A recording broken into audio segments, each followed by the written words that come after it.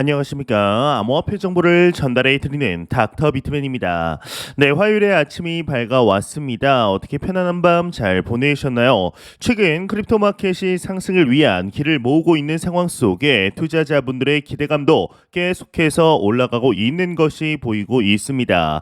예, 암호화폐 시장 또한 많은 소식들 나오고 있는데요. 일단은 코인 마켓캡에서 메이저 탑 10 코인들 한번 살펴보도록 하겠습니다.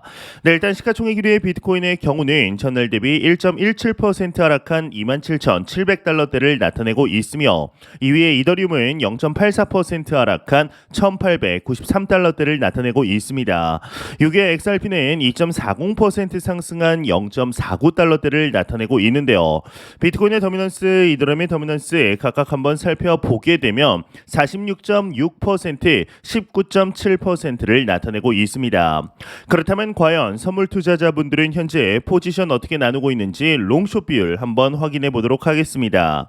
네, 일단 비트코인 볼까요? 비트코인의 경우는 숏 포지션이 51%로 우위를 점하고 있습니다. 이더리움 역시 51%로 숏 포지션이 우위를 점하고 있으며 XRP만이 롱 포지션이 60%로 우위를 점하고 있는데요. 미 증시를 한번 보겠습니다. 미 증시가 어떻게 마무리됐는지를 한번 보게 되면 다우존스, S&P 500, 나스닥 모두 상승 마감한 것을 확인할 수가 있습니다. 달러 인덱스의 경우는 전날 대비 0.06% 상승한 모습, 환율의 경우는 전날 대비 0.24% 하락한 1,325원대를 나타내고 있네요. 네, 이제 미국의 공화당 소속의 케빈 메카시 하원 의장은 얼마 전 백악관과의 부채한도 상향 협상에 대해서 우리는 원칙적으로 합의에 도달했다라고 말을 하게 되었습니다. 이 CNBC에 따르면은 메카시 의장은 의사당에서 이제 28일 오후 백악관에 확인하고 대통령과 다시 한 번 대화를 나눈 뒤에 이 법안 작성을 마칠 것이다라는 언급을 했는데 28일 법안이 공표된 뒤에 31일에는 표결이 이제 들어갈 것이라는 게 메카시 의장의 설명입니다. 예, 메카시 의장은 이번 합의는 역사적인 지출 감소와 중대한 개혁 조치로 사람들이 빈곤에서 벗어나 노동시장에 돌아가고 정부의 과도한 개입을 억제할 것이라고 강조를 하였는데 이번 합의에는 새로운 세금도 새로운 정부 프로그램도 없다라는 게 메카시 의장의 평가이죠. 이 조 바이든 미국 대통령은 이번 합의는 노동자를 위한 중요한 프로그램들을 보호하고 모든 사람들을 위해 경제를 성장시키며 지출을 줄이는 중요한 진전이라고 평가를 하게 되는데 이번 합의는 조 바이든 본인과 민주당의 주요 우선순위와 입법 성과를 보호해 준다라며 이 모든 사람이 원하는 것을 얻지는 못하는 게 타협이라고 덧붙이게 됩니다. 이 백악관은 모든 하원 민주당 의원을 28일 오후 가상회의에 참석하도록 했는데 이는 아마도 합의 내용을 설명하고 이 민주당 의원들에게 투표를 촉구하기 위한 것으로 보이는데요. 이에 미국에서 가장 오래된 은행이죠. BNY 멜론 은행에서 이에 대한 언급이 나왔는데 이러한 진전이 위험자산 입장에서 긍정적이다라는 입장을 내비친 것으로 보입니다. 네, 자세한 내용 한번 같이 보도록 하겠습니다. 네, BNY 멜론 부채한도 진전은 위험 욕구 자극한다 헤드라인이 장식이 되어 있습니다. 이 BNY 멜론 뱅크의 경우는 부채 한도 협상의 진전은 위험자산 선호 욕구를 자극할 수 있다라고 내다봤다고 합니다. 이 은행은 28일 다우존스를 통해 미국 경제는 상대적으로 강세를 유지하고 있다라고 설명을 했는데 BNY 멜론은 협상 상황은 긴 여름 동안 돈이 어디에 위치해야 하는지에 대한 큰 그림을 그리는데 매우 중요하다라고 진단을 하면서 현금이 여전히 왕으로 남아 있기 때문에 수익률에 대한 욕구가 미국 금융시장에 분명히 나타나고 있다라고 평가를 하였습니다. 동시에 이제 추가적으로 이번 주 미국의 현금 또는 그에 상응하는 금액이 5조 4천억 달러로 증가했다라며 이 촉매제가 나타나는 즉시 돈은 시장으로 유입될 것이라고 기대를 했다라고 합니다. 네, 이제 완전 무결하게 협상이 마무리된 것 같지는 않아서 조금 이제 찝찝한 마음이 드는 것은 어쩔 수가 없는 것 같습니다. 예, 비트코인 가격에 대한 분석들도 지속적으로 나오고 있는 있는데 이 부채한도 협상 타결 이후 좋은 흐름들을 보이고 있는 가운데 비트코인 가격 기준 31,000달러까지 추가 상승이 가능하다라는 분석이 나왔습니다. 내용 같이 한번 보도록 하겠습니다. 네, 시장 분석 비트코인 단기 주요 가격대 27,400달러 이탈 주의해야 한다. 31,000달러까지 추가 상승 가능하다. 헤드라인이 장식이 되어 있습니다. 네, 내용을 보게 되면 이제 비트코인이 중대 이슈엔 미 증시를 따라가는 현상이 유지가 되었다. 전주 대비 약 5% 상승했고 주말 시작 전 나스닥도 장대 양봉으로 상승 마감했다. 이제 방금 보시다시피 미 증시도 상승 마감, 네, 평일도 상승 마감을 했죠. 부채한도 협상 진전 소식에 영향을 받은 것으로 판단이 된다라고 언급을 합니다.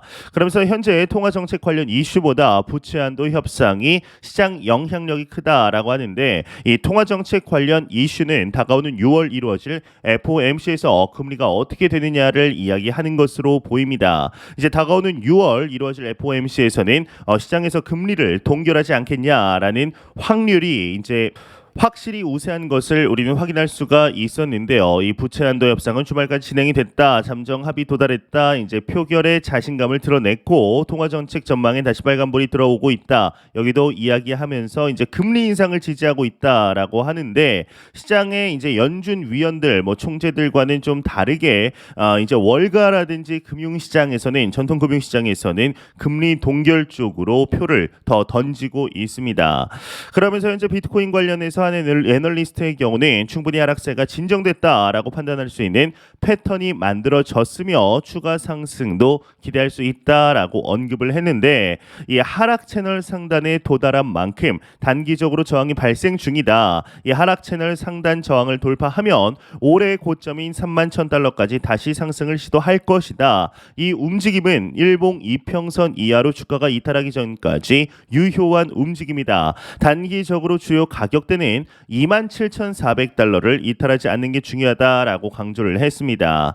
현재 코인 마켓캡 기준으로 비트코인의 가격이 27,700달러인 것을 감안할 때 약 1.5% 정도 하락하면 여기서 언급한 27,400달러대를 이탈하게 되죠. 이 가격대가 상당히 중요하다라는 것인데요.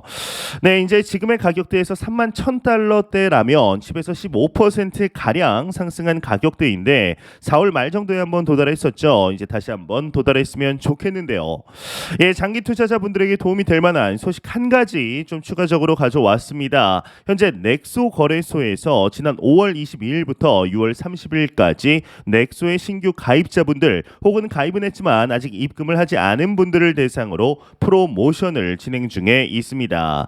이제 $10,000 이상 고정 예치를 하신 분들에게는 250 USDC 그리고 이제 10만 달러 스테이킹 고정 이렇게 스테이킹을 진행하게 되면 1,500 USDC 그리고 100만 달러 이상 이렇게 고정 예치를 하게 되면 10,000 USDT를 지급하는 프로모션을 이렇게 진행을 하고 있습니다. 이 리워드는 2023년 7월 14일까지 계정으로 입금이 완료되는데요. 이 장기 투자를 하시는 분들에게는 좋은 기회임에 분명하죠. 이 자세한 내용은 영상 설명란과 고정 댓글창에 남겨두었으니 참고해 주시길 바랍니다. 네, 현재 글로벌적으로 크립토 마켓에 대한 인식이 많이 올라와 있지만 아직 갈 길이 먼 것이 사실입니다. 특히나 이 전통 금융권에서의 날선 비판들을 우리는 어렵지 않게 참 아쉽지만 찾아볼 수가 있는데요. 이 암호화폐를 전통 자산 시장에서 비판하는 이유는 아무런 의미 없는 데이터의 조각이 왜 금전적인 가치를 가지냐라는 것입니다. 이는 충분히 의미가 있는데 이제 원장이라고 부르는 곳에는 거래 내용만 존재할 뿐 그 외에 어떠한 의미 있는 데이터도 없습니다. 물론 아예 의미 없는 데이터라고 보기는 좀 어려운데 사실 은행이 이제 송금할 때 실시간으로 자금이 이동하는 것이 아니기 때문이죠. 이 A은행에서 인터넷 뱅킹을 통해 B은행으로 송금을 한다고 해도 원장에 기록이 될 뿐이지 실제 돈은 움직이지 않습니다. 누가 누구에게 얼마를 송금했다라는 기록이 남을 뿐이죠. 그런 의미에서 보면 블록체인에 기록되는 데이터가 아주 의미 없다라고 보기는 어렵습니다. 그럼에도 여전히 내재 가치는 존재합니다. 이제 내재 가치 논쟁이 존재하죠. 일단 금을 한번 예로 들어보면 이 비트코인은 자주 디지털 금으로 불립니다. 그러면서 향후 금의 가치를 뛰어넘을 것이라는 이야기 아마 심심치 않게 들어보셨을 텐데요. 이 시총으로 보면은 비트코인은 턱없이 모자란데 언젠가 비트코인 역시 ETF 등 현물 시장으로 들어오게 되면 그런 자금 유입이 일어날지 모를 일이죠. 어찌되었건 금은 내재 가치가 있다고 믿는 사람들이 생각보다 많습니다. 일단 금을 녹여서 뭐라도 만들 수가 있고 몸에 지니거나 장신구로 만들 수 있기 때문입니다.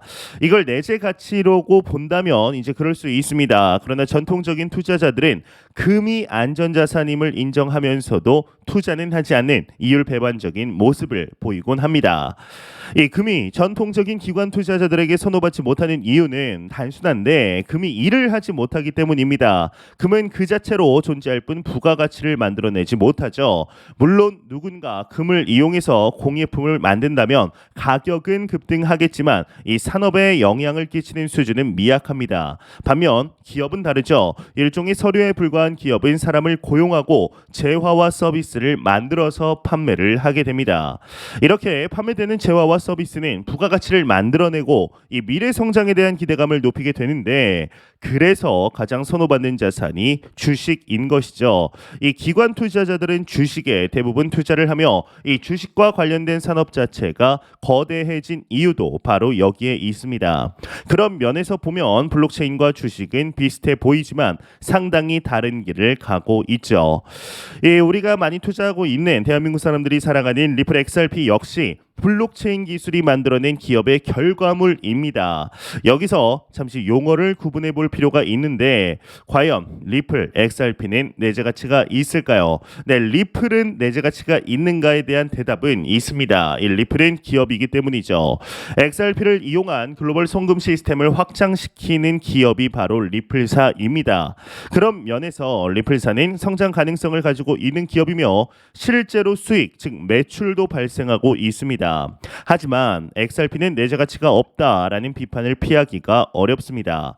이 블록체인에 기반한 암호화폐이기 때문인데 일종의 데이터 조각이죠. 그런 면에서 XRP의 가격이 상승한다라는 것을 기관 투자자들이나 이 전통 금융권에서는 인정하기 어렵습니다. 그러니 암호화폐를 바라보며 거품이라고 말을 하는 것이죠. 이 비트코인이 내재 가치가 있는가? 많은 사람들이 없다라고 말합니다. 하지만 비트코인 맥시들은 비트코인에 엄청난 내재 가치가 존재한다라고 믿습니다. 이유는 단순한데 비트코인이 속도가 빠르기 때문일까요? 이 수수료가 낮기 때문일까요? 보안이 뛰어나기 때문일까요? 그렇다고 보기는 어렵습니다. 비트코인이 이제 가치 있는 자산으로 인정받는 이유는 일종의 국가에서 정한 화폐의 성격과 유사하기 때문입니다. 이 비트코인은 최초의 암호화폐이고 가장 많은 사람들에게 화폐로 인정받는 디지털 통화입니다. 이후에 나온 암호화폐들이 아무리 빠르고 뛰어난 보안을 가지고 수수료가 낮다라고 해도 사람들은 비트코인을 선호합니다. 이것이 비트코인이 가진 가장 큰 힘이며 그 신념 자체가 일종의 내재 가치이죠.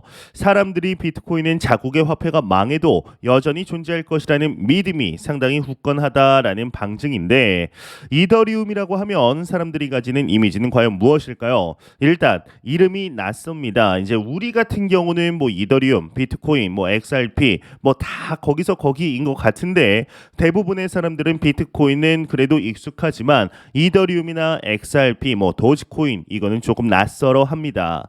암호화폐를 잘 모르는 사람이라고 한다면 이더리움 딱 개념 자체를 못 잡는 경우가 많습니다. 쉽게 말해서 비트코인과 같은 블록체인 위에 자유롭게 어플리케이션을 만들어서 일종의 생태계가 돌아갈 수 있게 만든 것이 이더리움이죠. 물론 그렇게 되면서 문제가 발생하기도 했습니다. 수수료인 가스비가 천정부지로 올라갔으며 이 속도도 느립니다. 하지만 여전히 많은 사람들이 이더리움 기반의 생태계에서 움직이고 있습니다. 이 디파이나 NFT 같은 블록체인 업계의 화두들이 다 이더리움으로부터 시작이 됐죠. 그런 면에서 이더리움의 내재 가치는 이더리움이 가지고 있는 어플리케이션, 즉 DApp 생태계에 기반합니다. 이더리움은 사실상 모든 알트코인들의 워너비가 되고 있는데요. 일단 리플은 비트코인이나 이더리움과는 달리 기업이죠. 앞에 두 블록체인은 이제 기업이 아니라 재단에 의해서 운영이 됩니다. 하지만 리플은 영리를 추구하는 기업입니다. 그래서 XRP가 증권이라는 공격을 SEC에게 받고 있는 것이죠. 리플은 이런 점을 잘 이해하고 있기 때문에 소송이 마무리되면 리플사를 아예 상장시키겠다, IPO 시키겠다라고 브래드 갈링하우스가 계속해서 밝히기도 했습니다.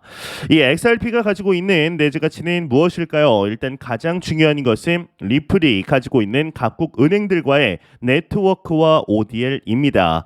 이 각국의 은행들과 네트워크를 맺는 것은 매우 거대하고 오랜 시간을 필요로 하는 작업이죠. 그리고 네트워킹의 진척도는 늘 뉴스를 통해 확인되고 있습니다. ODL은 각국 은행들이 송금을 할 때 XRP를 주고받는 중간 단계의 거래소들입니다. 리플은 ODL을 통해 수익을 내죠. 이 XRP의 내재 가치가 물론 이런 은행과 ODL만을 의미하지는 않습니다. XRP는 일종의 이더리움과 같은 길을 가려고 하고 있는데 XRP 레저 기반의 NFT, DF 생태계 등을 운영하기 위해서 지난 2021년 본격적인 시작을 했습니다. 동시에 미국 거래소 내에 상장되지 못하는 점을 고려해 아예 자체 거래소를 이제 만들겠다라고까지 밝힌 상황이죠. 이렇게 되면 XRP의 자체의 내재 가치를 의심하기는 상당히 어려워집니다. 하나의 리플 왕국이 건설되는 것이기 때문인데 XRP는 그 안에서 원활하게 돌아가는 일종의 혈액이 됩니다. XRP는 5초 이내 모든 처리가 가능한 빠른 속도와 사실상 제로에 가까운 수수료로 이더리움의 모든 장점을 앞지를 수 있습니다. 그런 점에서 다가오는 2024년, 2025년에 이루어질 불장의 주인공이 XRP가 되지 않을까라는 기대감이 드는 것, 비단 저만의 생각은 아니리라 생각이 드네요. 네, 안 보고 가면 섭섭하겠죠. 마지막 크립토 공포 탐욕 지수입니다. 이제 전날 대비 2포인트 상승한 52포인트를 기록하면서 중립 단계 여전히 유지하고 있습니다. 이 지수는 0이면 공포, 100이면 낙관을 의미하게 되죠. 네, 이제 여러분들도 잘 아시다시피 비트코인은 상승할 때 무섭게 오르고 빠질 때도 무섭게 빠집니다. 대체적으로 상승하는 기간은 짧고 하락하는 기간은 길죠. 그러다 보니 비트코인 투자했다가 망했다라는 사람들 이야기도 심심치 않게 들립니다. 과거 처음 이제 투자를 시작할 때 주식 관련 책을 읽으면서 쌀 때 사서 비싸게 팔라라는 글을 읽고 큰 감동을 받았던 기억이 있습니다. 이게 지금 생각해 보면 너무 당연한 말인데 그때는 부자가 되는 금단의 비법이라도 안 것 같은 착각에 빠졌었죠. 이 비트코인 투자해서 이제 용돈이나 벌겠다라는 사람은 아마 없을 것입니다. 다들 인생 한번 역전해 보겠다, 팔자 한번 펴보겠다 이렇게 비트코인에 달려듭니다. 대체적으로 비쌀 때 비트코인 투자를 시작하죠. 그리고 무섭게 내리꽂을 때 손절을 합니다. 이런 식의 투자는 코인이 되었든 주식과 부동산이 되었든 돈을 벌 수가 없습니다. 이 부자가 되고 싶다고 말을 하면서 정작 비트코인 투자는 너무 위험하지 않냐라고 물어보는 사람들이 있습니다. 이제 개인적으로 비트코인에 투자를 한다고 말하면 지인들이 말을 합니다. 그거 너무 위험하지 않냐라는 이렇게 말을 하는 사람들이 있습니다. 하지만 이런 말을 하는 사람들은 자신이 투자를 하지 않는 것을 합리화할 뿐입니다. 리스크 없는 투자는 없고 리스크 없이 부자가 될 수도 없습니다. 그렇다고 비트코인 투자와 정선 카지노에 가서 도박을 하는 것을 같다라고 생각하는 것은 또 다른 문제입니다. 참 곤란하죠. 이 비트코인은 4년의 반감기를 가지고 지금까지 사이클을 가지면서 올라줬고 이 제로에서 8천만 원 후반대까지 가치를 끌어올린 자산입니다. 이 꾸준히 장기적으로 하락장에서 매수를 하면 생각보다 빨리 수익을 낼 수 있습니다. 여기서 빨리라는 말은 10년, 20년 주기가 아니라 4년 주기라는 점에서 빠르다라는 뜻인데요. 많은 사람들이 헬스장에 가는 것을 싫어하면서도 건강하기를 원합니다. 개인적으로 건강하고 싶다고 말을 하면서 운동하지 않은 수많은 사람들을 알고 있습니다. 여기에는 저도 이제 포함이 되는데요. 그들은 자신이 받아들일 수 있는 수준의 가벼운 걷기 정도 하면서 고혈압이나 당뇨, 고지혈증 낫고 싶어 합니다. 이 건강을 원한다면 피트니스에 가서 몸의 저항이 느껴질 정도의 운동을 하고 식단을 관리해야죠. 이 부자가 되기 위해서도 마찬가지입니다. 부자가 되고 싶다고 말하면서 비트코인에 투자하지 않고 매월 급여를 예금 통장에 넣어 놓는 것은 부자가 되는 것과는 한참 거리가 먼 행동입니다. 지금은 과거와 같은 경제 호황기가 아니라고 핑계를 찾지만 지금도 여전히 투자를 통해 새로운 부자들이 생겨납니다. 그 중에는 나이 어린 부자도 있죠. 이 가난하게 사는 사람들은 지금의 삶에 만족하고 있다라고 말하면서 그런 부류의 콘텐츠만 소비합니다. 그러면서 높이 치솟은 기름값을 보며 불평을 하는데, 하지만 누군가는 높아진 기름값을 보며 정유 회사에 투자해 막대한 수익을 거둡니다. 이 클래식한 이야기이지만 부자와 가난한 사람은 이래서 생각하는 것 자체가 메커니즘이 다르다라는 것인데요. 이 비트코인에 투자할 여유가 없다라고 말하는 사람도 많습니다. 삶에 여유가 없어서 돈을 쓰기만 할 뿐 모으지 못한다라는 것인데, 하지만 뜻이 있는 곳에 길이 있습니다. 이제 개인적으로는 분할해서 수백만 원씩 비트코인을 살 때도 있는데, 종종 점심값이나 음료값을 아낀 작은 돈으로 비트코인을 살 때가 있습니다. 이는 즉 마음이 어디를 향하느냐가 중요한 것인데요. 이 생각보다 사람들은 안 써도 될 곳에 물 쓰듯이 돈을 쓰고 있습니다. 사람과 서랍과 이제 옷장에 가득 차 있는 옷과 없다고 어떻게 되지도 않는 물건들을 단순히 사고 싶다고 사고 싶다는 욕구 때문에 구매를 하고 돈을 아끼고 그 돈으로 비트코인을 산다면 2025년에는 그 돈이 최소 3배에서 10배가 되어 있을 것입니다. 문제는 이런 사실을 매일 기억하며 꾸준히 투자를 하는 사람들이 많지 않다라는 것이죠.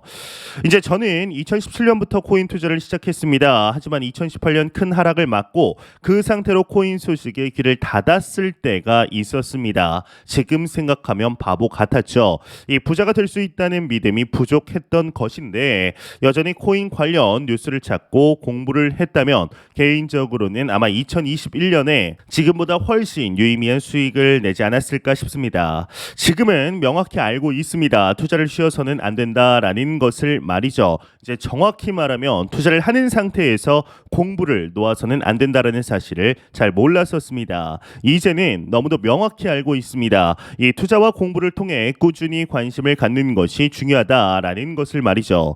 이 지금은 코인을 통해 얻은 수익에 감사하고 있습니다. 그리고 앞으로 이를 부에 대한 기대도 큽니다. 제가 매 영상 말씀드리지만 절대로 단기적인 시각으로 이 시장 바라보지 마시고 단기적이 아니라 장기적인 시각으로 이 시장 바라보시길 바랍니다. 그리고 오랫동안 함께 할 수 있는 여유 자금으로 투자를 진행하시길 진심으로 바래 보도록 하겠습니다. 네, 제가 준비해온 소식 여기까지입니다. 영상 도움이 되셨다면 구독과 좋아요 그리고 광고 한 편만 처음부터 끝까지 시청 부탁드립니다. 이 채널은 오직 광고 수익으로 운영이 되게 됩니다. 항상 영상 시청해 주시는 시청자분들, 구독자분들 너무나 감사드립니다. 오늘 남은 시간 잘 마무리하시길 바라면서 저는 더욱 도움이 되는 영상으로 찾아뵙도록 하겠습니다. 지금까지 닥터 비트맨이었습니다. 감사합니다.